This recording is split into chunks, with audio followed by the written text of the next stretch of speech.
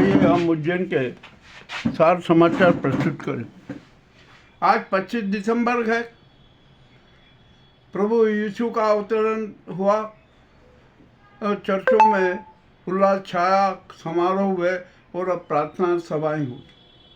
और प्रार्थना सभाओं के बाद हर घर घर में आनंद छाया रहा और क्रिसमस की बधाइयाँ देने का तांता लगा रहा।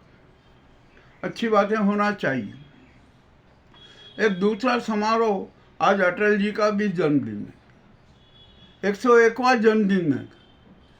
बड़े उत्साह पूर्वक मनाया जा रहा है।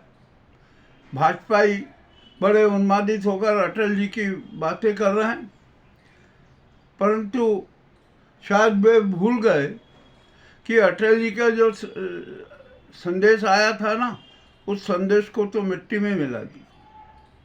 अटल जी का जो संदेश था, उनकी जो पावनता थी, उनके जो विचार थे, उनसे किसी को कोई सरोकार नहीं।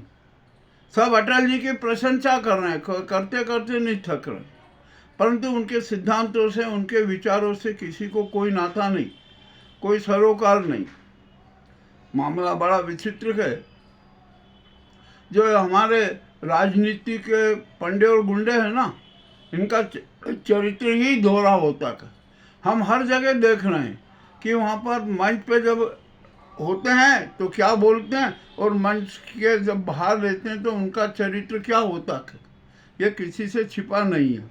तो ये नेताओं का दोहरा और दोगला चरित्र जनता के सामने उजागर है, किसी से कुछ कहने की ज़रूरत नहीं है। अब आइए, यहाँ पर दर्शकों की भीड़ लगी है। भगवान के दर्शन, देव दर्शन करने आ रहे हैं लोग। अरे वे देव दर्शन करने आ रहे हैं या मौज मस्ती मनाने आ रहे हैं, ये भी एक बड़ा अहम सवाल है। हमने कितने ही जो देव दर्शन के नाम पर यहाँ आए ना, उनका जब देखा तो होटलों में ठहरे, खूब रात को शराब पीते रहे और सुबह उठ के महाकाल के चरणों में जाने लगे। तो महाकाल के मंदिर का जो है ना, वहाँ पर सफोकेशन इतना हो गया है कि हद से ज़्यादा आदमी को बेचैनी होने लगती है। अरे भगवान के दर्शन करने के बाद तो आत्मिक शांति मिलती है, किंतु वहाँ तो आदमी बेचैनी महसूस कर रहा है, घुटन महसूस करता है, कहता है कि चलो यार जल्दी से चले निकलें यहाँ से। अब क्या स्थिति है भगवान जाने, मगर ये तो सही बात है कि यहाँ पर किसी का भी आत्मदर्शन और आत्मचिंतन में विश्वास नहीं है। देव दर्शन के नाम पर, दिखावे के दान और धर्म के नाम पर अपने आप को धार्मिक सिद्ध करने की पहल कर रहे। ये एक शातिर स्वार्थ है कि कल से कोई समाज भी ये नहीं कहे कि अरे ये तो नास्तिक है, ये इसका देव धर्म में विश्वास नहीं है, तो इसीलिए नाटक कर रहे हैं कि चलो यार पिकनिक भी मना लेंगे, घूम भी आएंगे और देव दर्शन का बहाना हो जाएगा, जनता को भी पता लग जाएगा कि अरे भाई ये तो बहुत बड़े धार्मिक आदमी। ठीक है, अब करते रहिए, आप तो जो करना ही कीजिए। ये जो दिखावे का धर्म और दिखावे का दान खूब कीजिए, मगर इसका फल मिलना नहीं है, बिल्कुल फल नहीं मिलना है, ये मैं दावे के साथ कह रहा हूँ। आप तो घर में बैठकर ही आत्मदर्शन कर लीजिए, आत्मचिंतन कर लीजिए, अपना सच जान लीजिए। यही सबसे बड़ा अध्यात्म है, यही सबसे बड़ा देव दर्शन है। अब क्या किया जाए, यहाँ पर कोई भी आत्मचिंतन करने को तैयार नहीं। अब यहाँ पर मैं फिर आज कह रहा हूँ, स्वामी विवेकानंद की वो बात को दोहरा रहा हूँ कि हमें कट्टर धार्मिक नहीं, कट्टर आध्यात्मिक बनना है, कट्टर सच्चा इंसान बनना है, परंतु कोई इंसान बनने को तैयार ही नहीं। सब स्वार्थ के पुतले बने हुए हैं, चाहे मंत्री हो, नेता हो, समाज सेवी हो, ये हो, सब अपने अपने स्वार्थ की बात करते हैं। किसी को सेवा से मतलब नहीं, त्याग से मतलब नहीं। चले जो भी हो रहा है ना, हो रहा है, ये तो अब कलयुग है। कलयुग में कैसा धर्म निभाया जाता है, कैसे धर्म का निर्वहन होता है, ये भी अब सब सिद्ध हो रहा है। अब आइए, यहाँ पर राठौर समाज का बहुत अच्छा प्रभाव है, उसमें बड़े सशक्ति भी है। आज यहाँ पर एक कृष्ण वाटिका बनाई गई है राठौर समाज ने, राठौर तेली समाज ने। आज वहाँ पर उनका परिचय सम्मेलन, एक शानदार स्मारिका का भी प्रकाशन किया गया। परिचय पत्र के लिए आज परिचय सम्मेलन भी हो रहा है। वो स्मारिका मेरे पास में आई, मैंने भी देखी, बहुत अच्छी साज सज्जा हुई, सब कुछ अच्छा रहा। और जो एक ये जो परिचय सम्मेलन है ना एक दूसरे के लिए, ये भी अपने आप में बड़ा विचित्र है। मैं जो प्रकाशित होने वाली स्मारिका की छाया प्रति आपके सामने प्रसारित कर रहा हूँ। देखिए कितनी अच्छी पत्रिका का प्रकाशन हुआ है। मगर इस पत्रिका के फ्रंट पेज पर यदि मदन मोहन का जो मंदिर बना हुआ है उसका छाया चित्र रहता और कृष्ण वाटिका का भी एक चित्र लग जाता तो इस पत्रिका में 4 चांद लग जाते। फिर भी गोपाल सोनी ने बहुत अच्छा प्रयास किया, बढ़िया आकर्षक ही बहुरंगी स्मारिका का प्रकाशन हुआ। और अभी परिचय सम्मेलन अब शुरू हो रहा है। वहाँ पर अच्छा है, एक समाज में एक चेतना तो आई ना। और ये कृष्ण वाटिका उज्जैन के लिए भी एक गरिमामय स्थान बना। इसके लिए राठौर तेली समाज को हार्दिक हार्दिक बधाई, हार्दिक हार्दिक अभिनंदन। अब यहाँ पर आइए हम बात करते हैं उज्जैन की। उज्जैन में तो अराजकता चरम पर है, इसमें कोई छिपी बात नहीं है, कोई दूसरी बात नहीं है। और ये अराजकता अब स्थायी होती जा रही है। यहाँ पर कितने घटिया निर्माण हो रहा है इसकी कौन जांच करेगा, कह नहीं सकते। और कितनी योजनाओं की डीपीआर बनी है, वे डीपीआर कितनी अव्यवहारिक है, इसका भी कोई संज्ञान नहीं ले रहा। अब यहाँ पर क्षिप्रा तट पर छोटी पुलिया तोड़ दी गई और वहाँ पर एक नया पुल बनाया जा रहा है। वहाँ उसी पुलिया के पास में जो धार में भोजशाला है ना, उसकी एक अनुकृति थी। वो पुरातत्व विभाग के अंडर में थी और एक प्राचीन धरोहर थी, किंतु डीपीआर के तहत ये बात ध्यान नहीं दी गई और वह जो अनुकृति है ना भोजशाला, उसको भी ध्वस्त कर दिया गया। और हमारा तो दावा है कि ऐसी भोजशाला की अनुकृति ये हमारे 1000 इंजीनियर भी बन जाएं, हजारों साल लग जाए तो भी नहीं बना सकते। अब उसको ध्वस्त कर दिया, क्या किया जाए, ये तो यहाँ की अफसरों की मनमानी है। और यहाँ पर जनता का भी हम बात करना चाहते हैं, जनता भी जागरूक नहीं रही। पुरातत्व विभाग को तो एनओसी देना ही नहीं थी कि नहीं आप इसको तोड़ नहीं सकते, परंतु पुरातत्व विभाग भी मौन रहा। अब मामला तो बड़ा विचित्र भैया, क्या किया जाए। यहाँ पर भूमाफियाओं का देखिए कितना बड़ा आतंक चल रहा है, क्या नाटक हो रहा है, कुछ कह नहीं सकते। साइबर ठगी हो रही है उज्जैन में, और यहाँ पर चाकूबाजी की घटनाएं हो रही है, आत्महत्याएं हो रही है। कोई यहाँ पर देखने वाला नहीं, कोई सुनने वाला नहीं। और यातायात अराजकता तो उज्जैन की संस्कृति बन गई है, उस पर भी कोई ध्यान नहीं दे रहा है। न प्रशासन और पुलिस और यातायात विभाग किसी प्रकार का ध्यान नहीं दे रहा है। जनता है ना यथास्थिति में ही अपनी यात्रा और जीवन यात्रा पूर्ण कर रही है।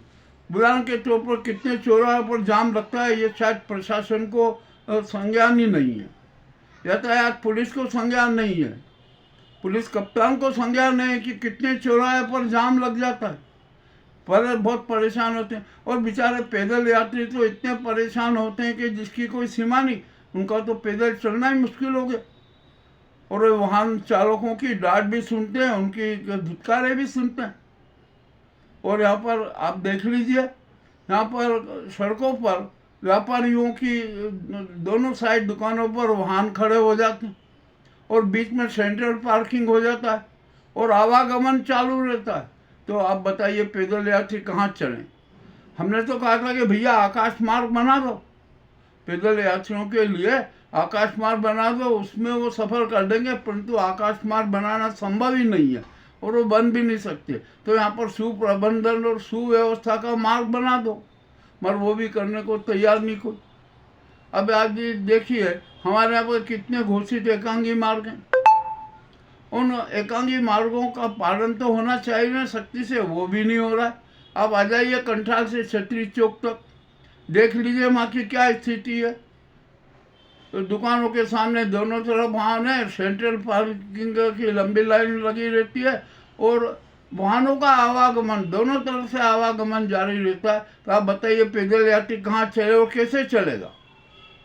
अरे ये तो सोचने की बात है ना, ये तो प्रशासन की बात है, पुलिस की बात है। यातायात पुलिस का क्षेत्राधिकार है। हमने कई बार अनुरोध किया कि जिलाधीश और पुलिस कप्तान औचक निरीक्षण करे कि क्या स्थिति बन रही है। जब उनकी गाड़ी भी जाम में फंस जाएगी ना, तब पता लगेगा कि अरे ये तो बड़ा विचित्र खेल हो गया। और ये यातायात अराजकता तो उज्जैन की संस्कृति बन गई। हमारे महाकाल राजा है, वो तो अभी समाधि में व्यस्त है, क्योंकि उनको तो कृष्णत्व की चिंता है। यहाँ की जो जो जो चिंटू लोग जो नाटक करते हैं ना, उनकी तरफ वो ध्यान ही नहीं देते। तो सारा उज्जैन शहर पोल बन गया, महाकाल की पोल बन गया। जिधर देखो उधर पोल, जहाँ हाथ डालो वहां पर पोल नजर आती है। अब क्या किया जाए भाई, कौन इसको सुधारेगा? और यहाँ पर घोषणाओं का तो आपने देखा नहीं कि इतना हो गया, घोषणाओं की तो इतनी बाढ़ हो गई कि अब कुछ भी पता नहीं सच क्या है। और जो निर्माण हो रहे हैं कितने घटिया स्तर के हो रहे हैं, उनकी गुणवत्ता पर भी कोई ध्यान देने का लिए तैयार नहीं। और जो भी योजनाएं बनती है उसमें जनता की आम स्वीकृति ली नहीं जाती। क्यों नहीं ली जाती है? आपने जो योजना की डीपीआर पहले बताइए, बातचीत कीजिए, जनता की राय जानिए, जनता के सुझाव लीजिए, परंतु ऐसा कुछ भी नहीं होता। चले अब ये भी क्या करें, मजबूरी है। अब यहाँ SIR के नाम पर उज्जैन उत्तर और दक्षिण में बड़ा कोहराम मचा हुआ था। दोनों जो विधानसभा क्षेत्र में लगभग 44,000 मतदाताओं की कोई न ठिकाना मिल रहा, कुछ नहीं हो रहा है। तो दोनों विधानसभा में मिलकर लगभग 44,000 मत काटे जाएंगे। अब काटेंगे भाई, क्या करें? तो अनेक कारण है, कुछ मृतकों के नाम है, कुछ जो इधर से उधर चले गए वो है, कितने लोगों के डुप्लीकेट नाम है और कितने लोग स्थानांतरित हो गए, ये सब नाम है। तो मामला बड़ा विचाराधीन। 22 जनवरी तक आपत्तियां आमंत्रित की जा रही है। अब देखते हैं क्या होता है क्या नहीं होता। ये तो सारे नाटक चल रहे हैं उज्जैन में। आवारा श्वानों की समस्या है, आवारा पशु की समस्या है, भिखारियों की समस्या है, तिलक वालों की समस्या है, व्यापारियों की लूट की समस्या है, ऑटो और ई रिक्शा वाले किस प्रकार कितना लूट मचाए हुए, ये भी किसी से छिपा नहीं है। नशे के सौदागर खुलेआम नशे का व्यापार कर रहे हैं। यहाँ पर चाकूबाजी की रोजाना घटनाएं हो रही है, आत्महत्याओं के समाचार भी आ रहे हैं। और सबसे मजेदार बात तो यह है कि जो गोचर और काकड़ की भूमियां भी भूमाफियाओं ने हड़प ली है, किंतु प्रशासन उनकी तरफ कुछ भी ध्यान नहीं दे रहा। राजस्व रिकॉर्ड देखिए, आपका राजस्व रजिस्टर देखिए, उसके कितने पन्ने गायब मिलेंगे। मामला बड़ा विचित्र है।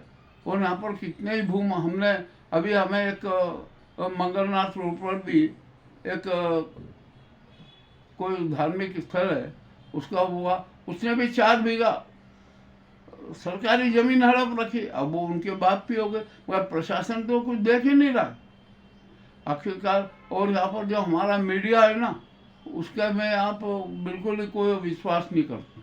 सबको धमकी चाहिए, जरा सा कुछ आया और सामने वाले के पास में जाकर कहते हैं भैया तेरा पकड़ रहे हैं, क्या करना, एडजस्टमेंट कर ले, तो एडजस्टमेंट हो जाएगा। मीडिया की तो मीडिया है ही नहीं। और धर्म पालिका की तो हालत इतनी बदतर है कि जिसकी कोई सीमा नहीं। अखाड़ा परिषद 2 भागों में विभक्त हो गई है। और साधु संत को ना ईश्वर की प्रार्थना से मतलब है, आराधना से मतलब है, उनको तो मतलब है कि यह किसी भी तरीके से है ना जमीन मिल जाए, और जो सिंहस्थ मद है उसमें से भारी करोड़ों का कोटा उसमें मिल जाए, और वे अय्यासी पूर्ण जीवन व्यतीत करते रहे। ये हमारे यहाँ की धर्म पालिका की। अब यहाँ अनुष्ठान के नाम पर क्या क्या हो रहा है, ये भी बड़ा विचित्र। एक किसी ने कोई अनुष्ठान करवाया होगा, तो ब्रह्म भोज के नाम पर नाटक हुआ। एक वो बड़े अच्छी जगह उन्होंने सारा भोजन करवाया, ये सारा किया। अब मामला तो बड़ा विचित्र हो गया। और वे आपस में ही बात करते रहे कि यार अच्छा मोटा मुर्गा है, अच्छा कटा है यार, मज़ा आ गया। और ऐसे मुर्गे रोजाना आते रहे। यह हमारे यहाँ के अनुष्ठान कर्ताओं की हालत है, बड़ी विचित्र है। और महाकाल की दर्शन व्यवस्था देख लीजिए, महाकाल मंदिर में भीड़ लगी हुई, इतनी भीड़ लगी हुई है कि हद से ज्यादा भीड़ आती है। ठीक है, क्या किया आपने?